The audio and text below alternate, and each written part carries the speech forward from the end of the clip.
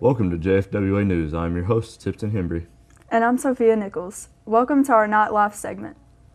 J. Frank White Academy students Alan Luke, Jacob Belton, and Rose Mountain represented JFWA at this year's World School event in Japan.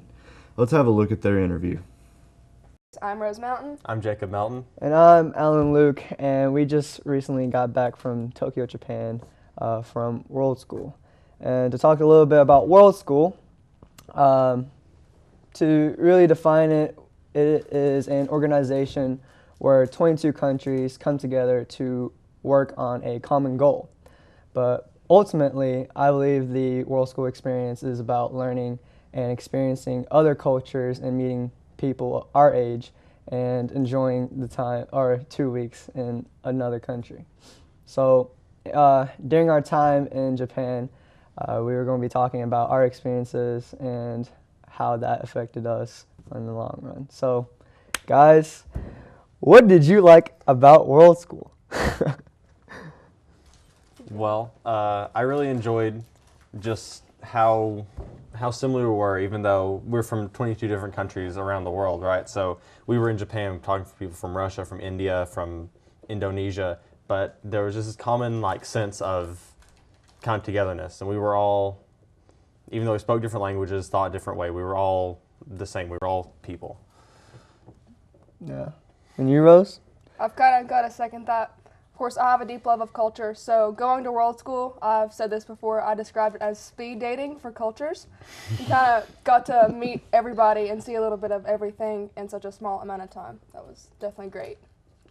Yeah, and for me, it was totally different from what I expected, because coming into World School, I expected us to really focus in and really be more sophisticated about the common goal that we were tasked or assigned. And we worked about a good 4 months on this common goal. And once we got to Japan, I realized that the ultimate experience is being with each other and learning about who we are and where we come from. So it was absolutely amazing. I had the time of my life, and I hope Jacob and Rose had the time of their lives. I think one of the favorite things I did in Japan was tour around Tokyo and try different foods, which was absolutely amazing. So what about you guys? Any favorite stuff about World School? Well, one of the highlights for me was definitely staying with my host family in Tokyo. It was really interesting just to see how differently they carried out their way of living as a family in the city. Just a few things that were different was just the meals. Of course, we ate a lot of rice, and I got to walk to school for a few days, which is really different. And they were just really welcoming and The really train kind system. people. Sorry. Go ahead. Sorry. The train system was absolutely crazy. Just to point that out. Yeah. Go ahead. You didn't get the experience of taking a 40-minute train ride through Tokyo to get to school every day. It was something else. Yeah, I had a lot of pits in my face. That was fun. But I'm serious. No, the train stations, if you guys haven't seen them in TV or anything, but in the early morning, it is very, very crowded. There's absolutely no space. A mice couldn't even fit through with how many people are in this train station. So whenever I'm in there, I'm holding onto my handle, and everybody else is holding onto their handle. And you look to your left, and there's an armpit just right there. It's absolutely an experience, okay, guys. This is an experience. I would highly encourage you guys to not look at armpits in your face, but travel to another country and experience. So very good. It is absolutely amazing. But okay, here's a question. Did you guys have any worries going into your host families?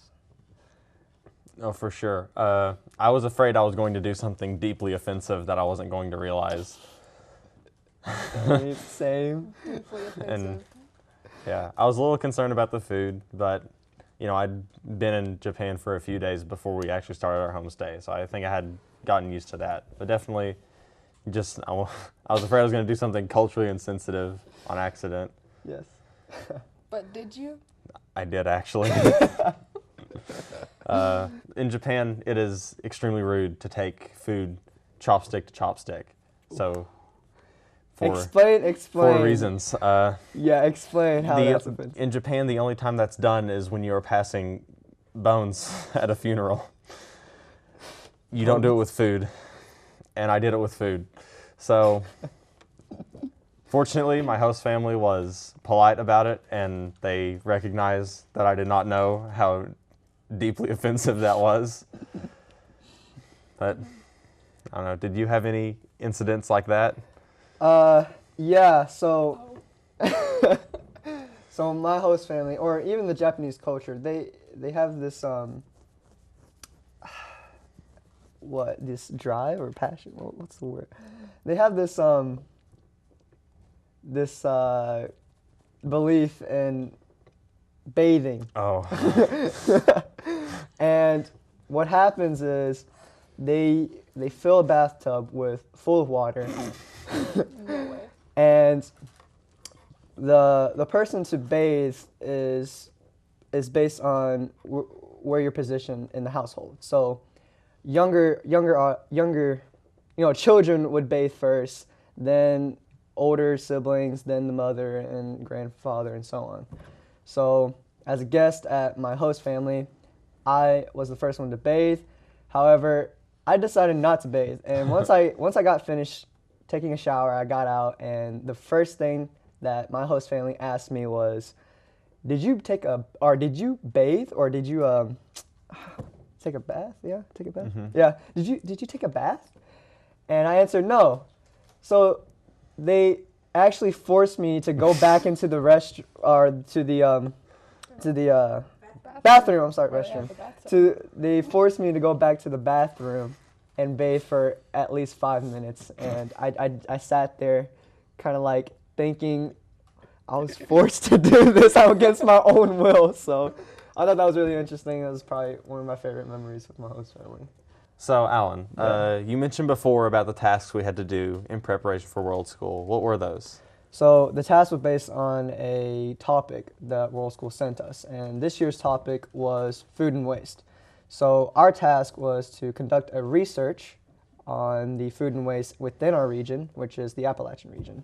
And so Jake, Rose, and I decided to conduct a series of interviews with managers of restaurants and food markets to gather information about food and waste and present it to the seminar presentation in Japan in our World School. So that was amazing, but I think the highlight of World School was our performance, especially preparing for it and performing it in Japan. So Rose, you want to talk about that? So actually, when I decided to apply for World School, one of my biggest fears was the performance that we were going to have to put together. But thankfully, we have Alan on our team. Alan choreographed our dance, and I think it went really well. Over the course of this forum, we met a lot of people, and I just have one question. So, Alan, which country surprised you the most? I believe Romania surprised me the most. They had a really diverse group, and they were very interesting, and it was an experience meeting them. So, yeah. Okay, how about you, Jacob? For me, it was Indonesia. First of all, their English skill was amazing. They spoke it like native speakers, even though it's their second language. Props to them for that. They were just really cool people. I think you could have placed them in any American high school, and they would have been, the popular kids. They would have been liked by everyone. Yeah. Really nice, really smart, really funny. Made me appreciate Indonesia a lot more than I did before. And you, Rose? It was Indonesia for me as well. They were just great people. JFWA Knott Enoch Rogers has been able to pursue his interests in radio communications here at Sigma Communications. Enoch has been given the opportunity to broadcast music and make announcements for LMU's local radio FM station, WLMU 91.3 The Gap. We had an opportunity to observe Enoch in his new habitat. Let's have a look. Well, every day I come in, I always come with a smile on my face. It's a great thing to do. It's different. I always come and I sit down and I wait until the top of the hour, which is 2 o'clock, which is about to play right now. That's the blue line on the screen. And I always come in here and I search for different songs. I'm usually pre-90s, playing music like that. But I can usually get out of my comfort zone, either go early or more recent. And if need be, if it's not in this database, I can always go and play it through the computer, play it through this monitor, and I'll just stop this music, click play on YouTube or whatever music station I'm going to, and play it through the computer. That's basically it. The recording studio back there is where most of the commercials are recorded, so they'll always have a script ready, and they'll just go through that, and then they'll put it on a memory chip and program it like you would any other song. Do you ever speak on the radio? Yeah. I'll always go in between songs, and if it's here... no, that's weather. It's on the laptop. Every day we get music history of the day. I usually go through that, pick out a few things to say, and that's something that's happened today. It's several years ago. I'll usually talk about several artists, whether it's their birthday or a big achievement, an album, something like that, and then the weather's always there to read off if need be. Or you could just casually go in between songs and say, you just listened to such and such, and here's the next song. You seem to be really enjoying this. Yeah, it's amazing. So how long were you back here learning this process before you were able to do this on your own? Let me see. Day one, I probably just sat and watched. It was day two, they actually showed me how to put songs into the playlist, and from there it was that. It was really simple. The software is really easy to read and really easy to work with, so that's always a big help.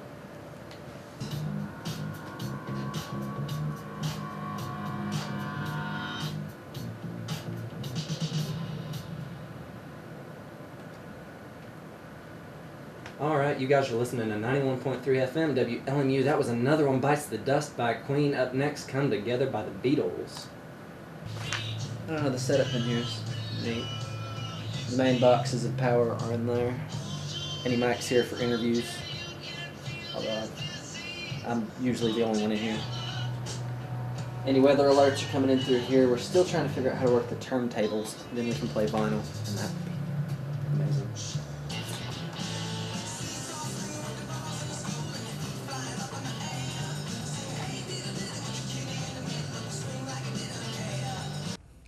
Now for the food section of today's program. Today we have Ray Spade showing us his special grilled cheese sandwich. Hello and welcome to the JFWA cooking segment for the JFWA News. My name is Ray and I'm going to show you how to make a grilled cheese sandwich today. It's real simple. You can use a pan, spatula, bread, cheese, and butter. Now, what you want to do first is take some butter, put it inside the frying pan, set that to medium. And while that cooks, or simmers if you will, you can also use grease. So I just find butter to be a better substitute. Let's take the bread,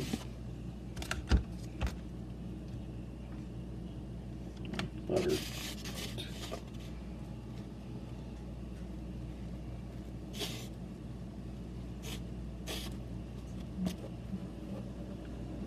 special towards the center. Next, what you want to do is take cheese out of the packaging without ripping the cheese.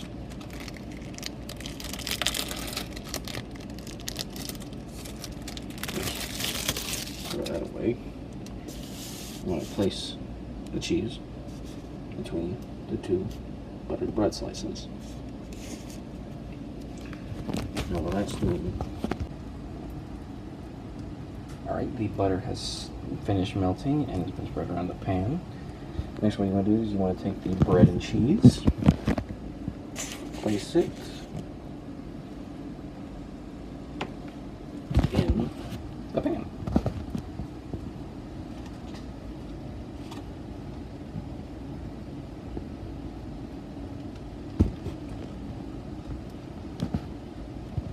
Now you more or less want to let this sit on medium for, well, it's really up to you. Whenever you just kind of want to let it sit there until you think it's ready, to turn. You don't have to put it on medium either. That's just best for melting the butter. If you're in a hurry, you can turn it on high, but you have to pay closer attention to it.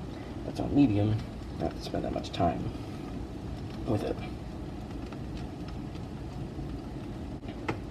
Alright, our sandwich has been sitting here for a minute. Now what you want to do is spatula and slowly start to dig under there. You can hear it sizzling. Flip it over. Yeah, that's looking nice, but at this point, what you want to do is just cook until whatever you get to whatever color you'd like. Yeah, I kind of like it a little bit darker than this, so it's going to sit on there for another 6-7 minutes. But we'll cut back to it. All right, our grilled cheese looks to be about done. So what you want to do is take that off. You can use the same plate you used, or you get a new plate. Turn off. So move the pan to a safe location. And there you go. You've now created a grilled cheese sandwich. Simple, fast, good meal. This is Ray, signing off. Thank you for joining us for Not Life. Stay tuned for our sports segment, Knott's Camera Action, after the break.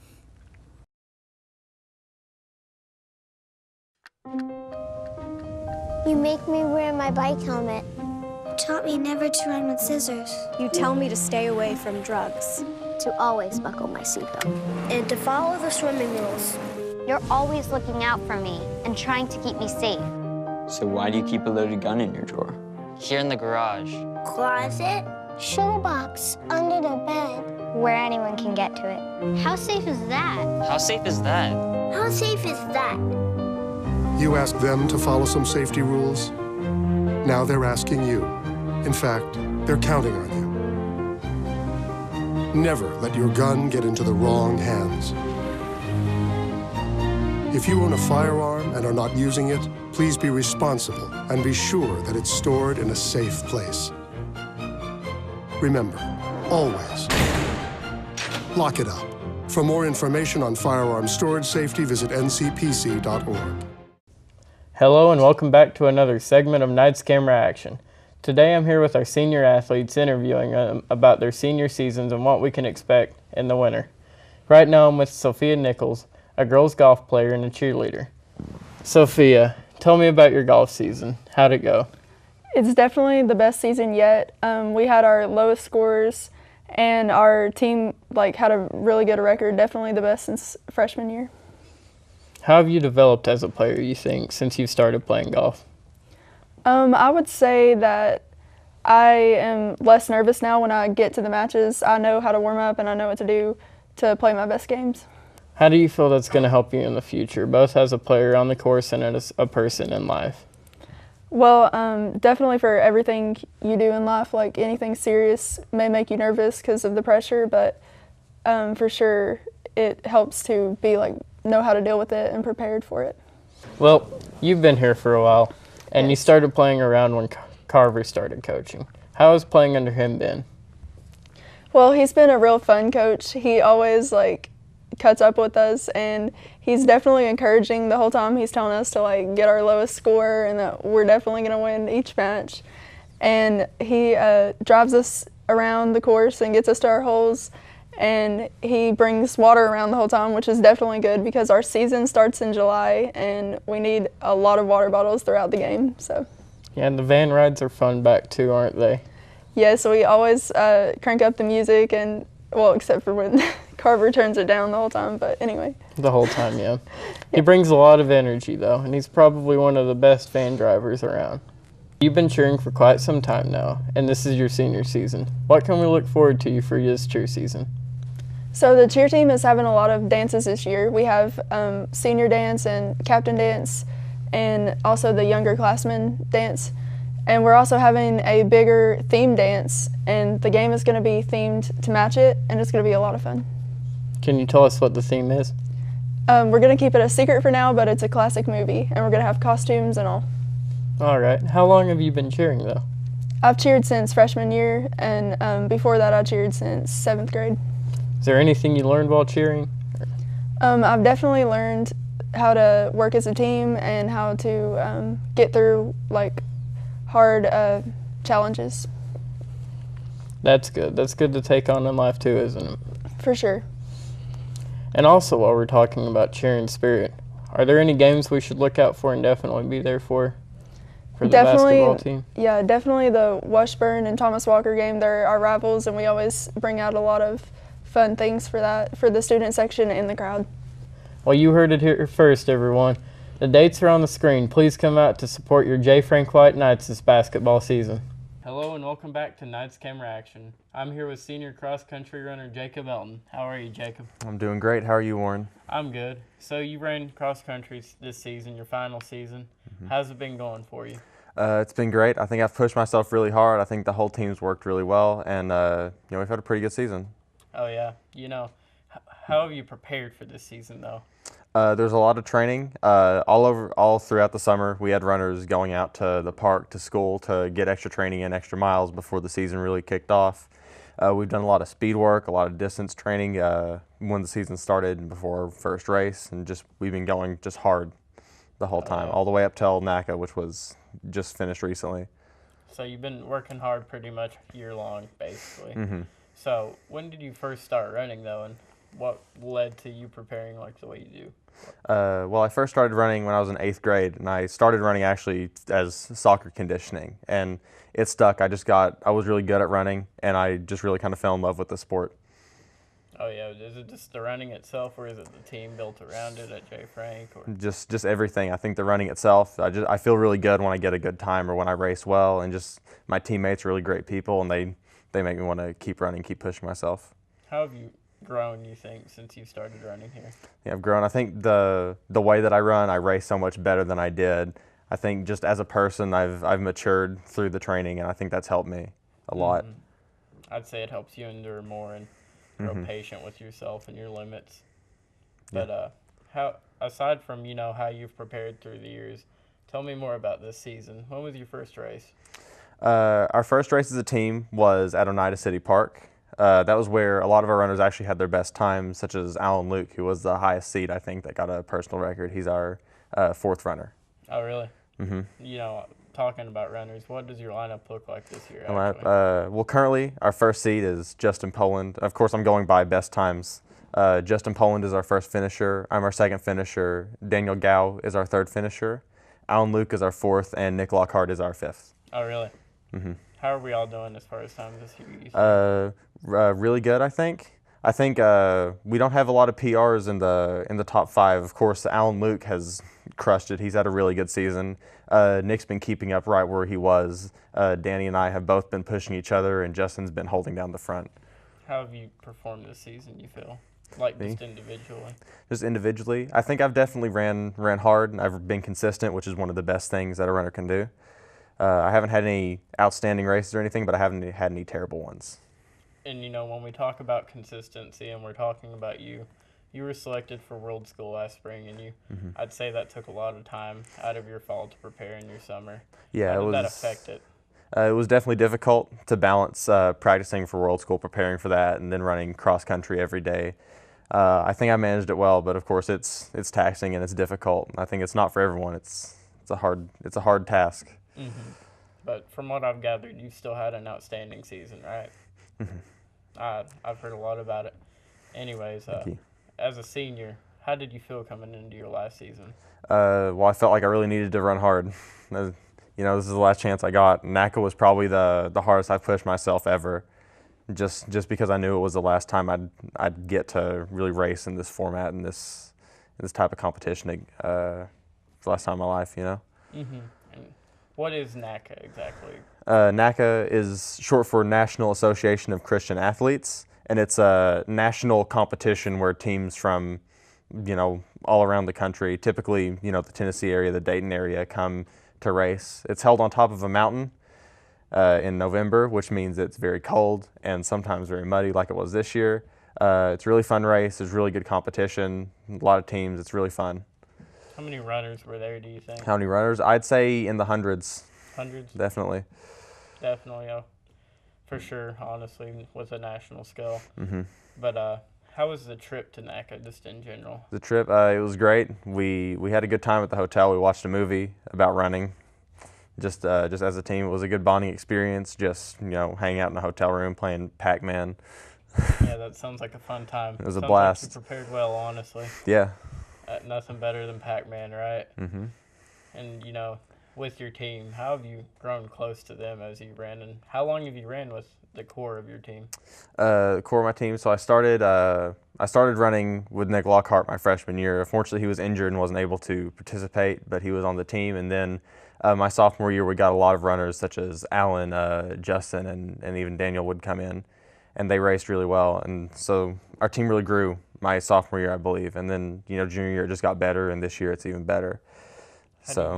How do you feel it's been going to progress into the future, though? In the future, I think we've still got a really strong team. So me and Nick are, of course, leaving the team. We're both seniors, but we've got plenty of replacements. We've got people like Caleb Carney ready to come in and take Nick's place, and they've even been fighting for the 5th position. We've got people like Danny who's ready to just come in and really step up after I leave, and Alan as well. Mm-hmm. And what do you plan for college as far as running? For college, I plan to do it as a kind of a workout, but I don't plan to run on any teams. Oh, really? But going off to college, do you have any advice for your teammates? Any advice for teammates? Yeah, for your teammates now, going into the future without you. Just run hard, keep practicing, keep grinding. Well, thank you, Jacob, and congratulations for your season. Thank you. And I believe that concludes tonight's camera action. Thank you for joining us, and thank you for the interview, Jacob. Thank you, Warren. You can be a hero by being prepared for an emergency. First, make a plan. Call a family meeting to plan for things like how to connect with loved ones after an emergency. There. Or your escape route. I am not fast. Build a kit. When disaster strikes, it's important to have enough supplies to last 3 days. And don't forget the batteries. Low battery. Number 3, know the facts. From blackouts to floods, no matter the emergency, the more you know about it, the better you can deal with it. You're gonna need some upgrades. Number 4, get involved. Lend a hand in your community to help others know their role in an emergency. You guys, do you feel this? We're gonna be heroes! You can be a hero by being prepared. Yes! Visit ready.gov/kids for more preparedness tips. Thank you for joining us on this week's episode of J. Frank White Academy News. We hope to see you for the next episode.